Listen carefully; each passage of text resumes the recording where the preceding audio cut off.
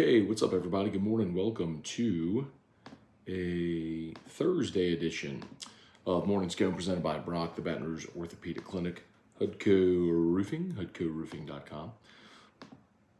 Do business with someone you know, Hudco Roofing, HudcoRoofing.com. ProCharge EV and Restored Motion. All right, y'all, we'll get started. A couple minutes late today. My apologies for that. You see that, we'll talk about whatever y'all want here for 20 minutes or so, but you see I have there in the description for today's episode, SEC scheduling, the football scheduling decision coming. So the SEC athletic directors are over in Florida this week. They're in sort of the Rosemary Beach area, down 38 on Tiltario.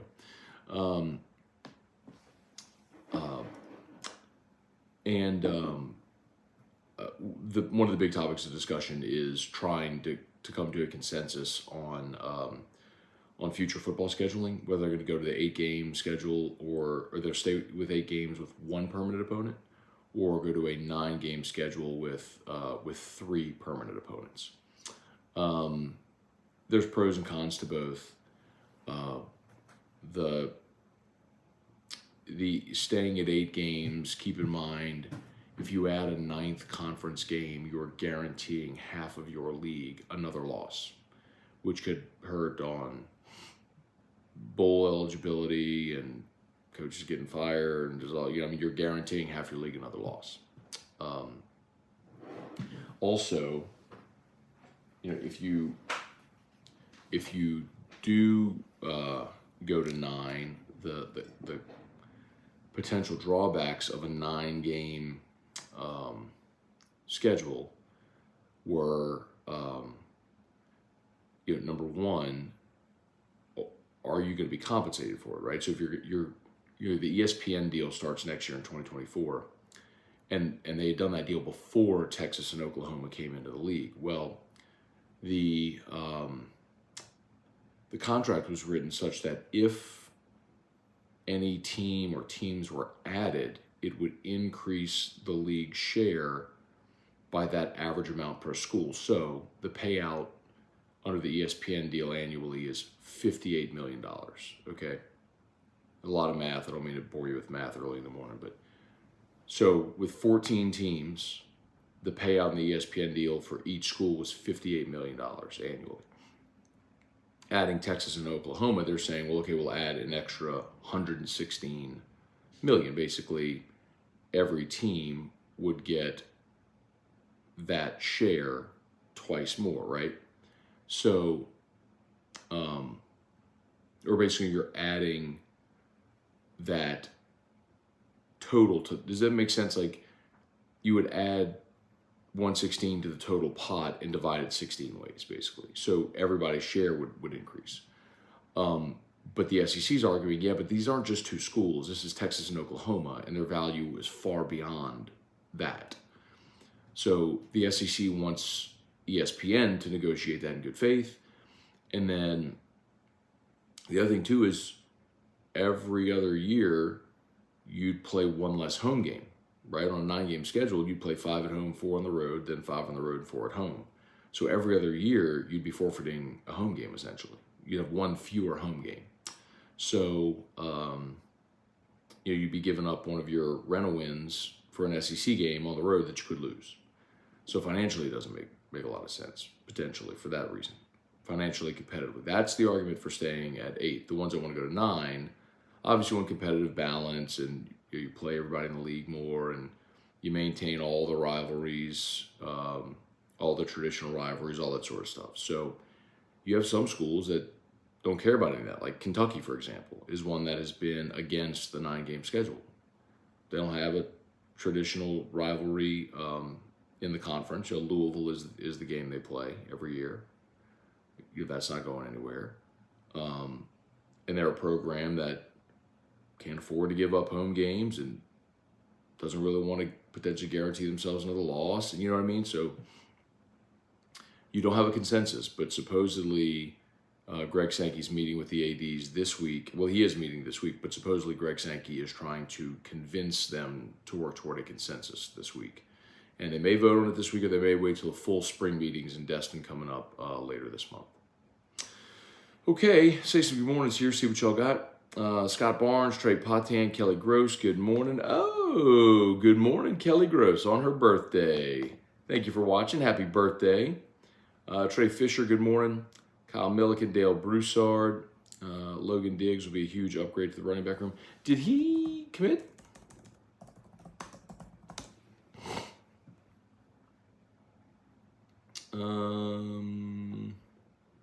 No. But yes, we talked about Logan Diggs last week when he decommitted from Notre Dame. He would be immediately the best running back at LSU if he ends up transferring to LSU, which I suspect he will. Craig Duga, with all the schools storming the field during Saban's declining years, you'd be losing another home game. That's in reference to the possible league policy about forfeiting a home game with storming the field. Well done, Craig. Well done. Damon Gilmore, Larry Garner, Wendell Norman, Matt Plavidal. Hey, Dad. Good morning. Alex DeVilliers. Eric Wilderrider. Morning, Matt. Not sure where Brady Neal is with his health. Do you think he's been Wally pipped? It's a good question. It's a very fair question. And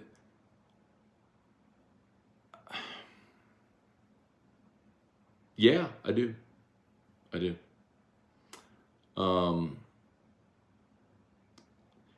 And the thing with Neal, when you were looking at Neal and Milazzo was, while Milazzo's a better defender, Neal wasn't such a regression defensively that it justified taking his bat out of the lineup. Well, when you look offensively, Milazzo's hitting 340. Hang on.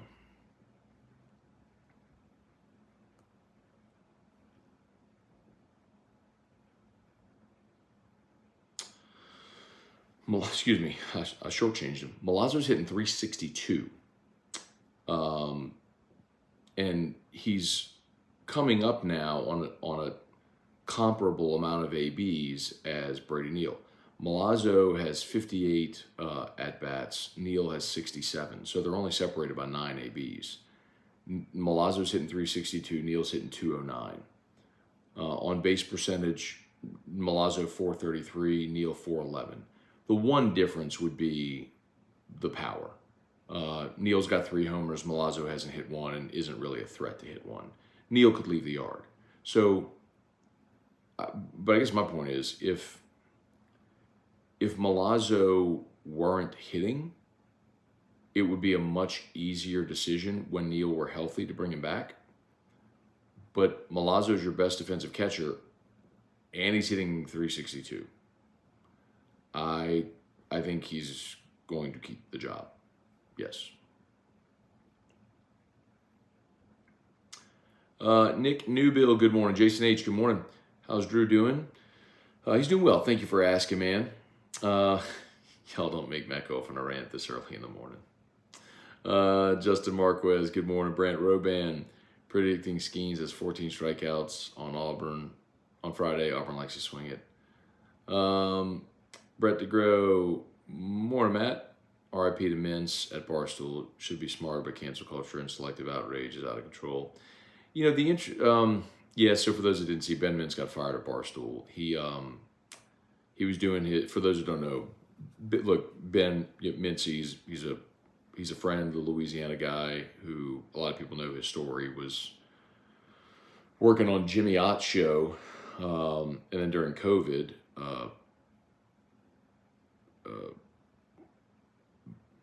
Playboy Martin Black, aka Playboy Marty, posted a video of Mintz celebrating an Ole Miss touchdown, I think against Kentucky, to win it in Kiffin's first year. And it kind of went viral. Dave Portnoy saw it, called Mintz. T-Bob actually connected Portnoy and Mintz and then hired him. And so he's worked at Barstool. Mintz was doing a live stream yesterday, and he was reading lyrics to a song, and slipped up and read the N-word. Like immediately was super apologetic and really, I mean, Ben Mintz, y'all, doesn't have Ben Mintz doesn't have a negative bone in his body, man. A hurtful bone in his body. He's one of the most genuinely good-natured, positive people I've ever met in my life. But that decision came from Penn, not from Barstool. Penn Gaming bought Barstool, and it's a big old company, and the cancel culture part of that is right, and it sucks for him, man. It's reminded everybody, when you're on air, gotta be careful, man. Gotta be careful. Slightest little mistake can cost you your career, So, Mintz will be fine, though. I did text with him yesterday. Weston Weaver, May the 4th be with you. So T-Bob and I tonight at Oliver Twist for Scone and Tea for May the 4th. We did not do Scone and Tea yesterday. We'll do it tonight at Oliver Twist for May the 4th. Reed Rule, good morning. We'll be watching the Tigers dominate at Florida Bama this weekend. Okay. Go to heck, Auburn, since it's a morning show. Let's see, Brent. This morning on Knoxville Sports Talk, they were saying Bama should be ahead of LSU in the power rankings because they were questioning the line of scrimmage deficits. What? I don't know what power rankings you're talking about. But I think LSU is actually going to be good on the line of scrimmage this year. Pat Usman, good morning. Ryan Pike, how do you feel about the college football playoff dates? Playoffs in the middle of the week is my only bugaboo. Yeah, I don't care about that. I think when you talk about, if I remember, it's like Thursday, Friday games. We watch Thursday Night Football presently, which Friday Night Football, we will find football. I mean, the national championship game's on Monday, so we'll find it. Trivia Carter, good morning. Matt Plavidal, my birthday's Monday. Do you think Drew could sing happy birthday on Sunday for me? I know he's sleeping Monday when the show comes on. Remind me, Matt. Remind me, and we'll see. If he's up, we'll do it. Trivia, where's the tweet? I tweeted it. I absolutely tweeted it.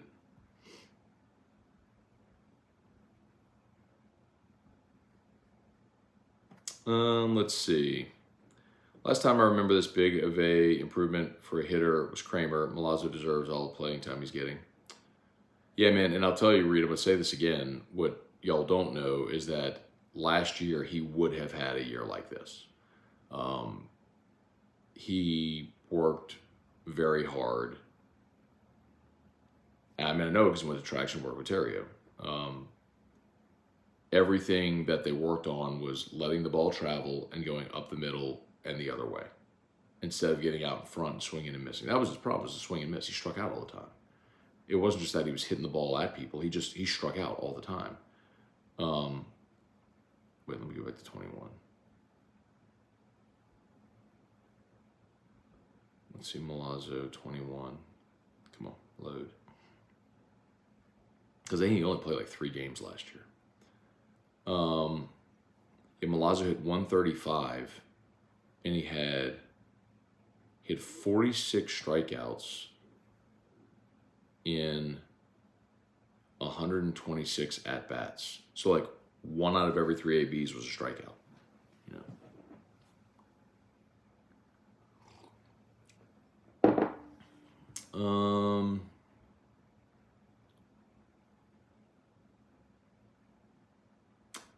Let's see. Craig Duke guy, hear me out. 8 SEC games, 4-team SEC championship tournament.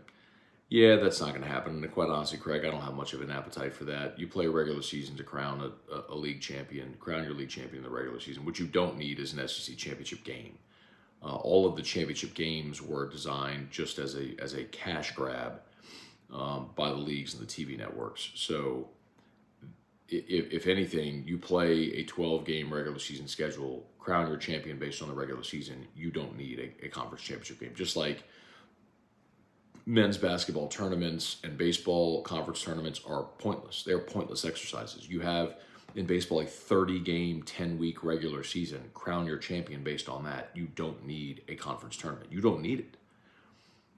But it's a revenue generator. Hang on. I'll come back and wrap up. 1 second.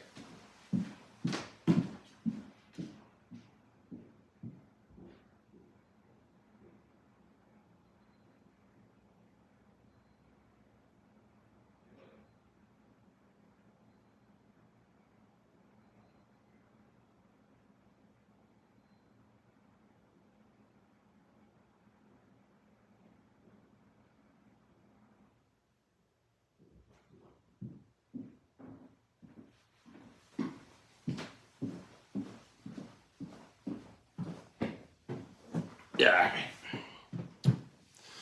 All right. Just about done. If you're on YouTube, please smash that like button. Subscribe up to the channel. Facebook, please like the Matt Moscone page if you've not done so yet, and share this post. We're brought to you by Brock, the Baton Rouge Orthopedic Clinic, Hudco Roofing. Need an orthopedist, go to Brock. Need a roof, call Hudco. Let's see.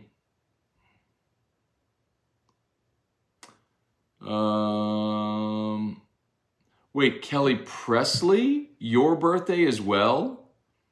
Kelly Gross and Kelly Presley, both of them today. Well, happy birthday to you both. Thanks for always being part of Morning Scone, like the Morning Scone moms almost. Like y'all are the show moms here. We appreciate it very much and hope y'all have, both of you, have an awesome, wonderful day.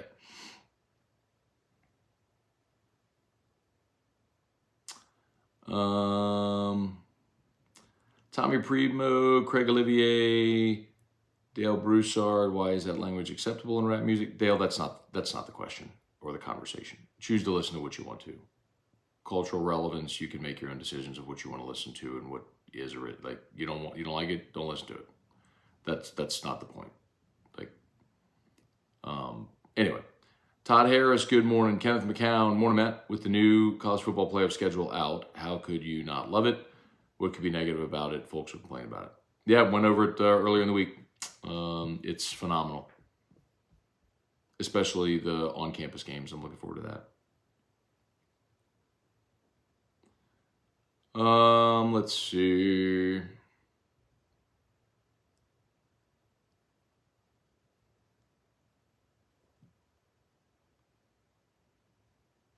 Ryan Pike, we're placing our first bet of the college football season. We must not forget the time clock changes. I'm going to be so tempted to take some of these overs. You mean on win totals or on individual games? Because the clock changes are going to shorten the games. So you would consider less scoring, which I don't think is actually going to happen, though. The less scoring, I think they're still going to score plenty because they move so fast. Antron Hemingway, good morning. Uncle Hudat, good morning. Finally got a day off. I just woke up first time in 2 years. I've slept past 7 a.m. What did I miss? Nothing, man. Day's just getting started, brother. Enjoy it. Jonathan Martin, Jared Espy. Okay, y'all, I think we're done. I appreciate y'all for watching. It's 8 o'clock. I got to get Drew up and get him out, get him to school. Thanks so much for watching, as always. Shout out to Brock, Hudco. You need an orthopedist, go to Brock Roof. You can call Hudco. Hudco's pinned. Love to give you a free, no obligation roofing inspection, as always. Hudco Roofing, HudcoRoofing.com. All right. Y'all have a great day. We'll get you LSU Daily and AFR3.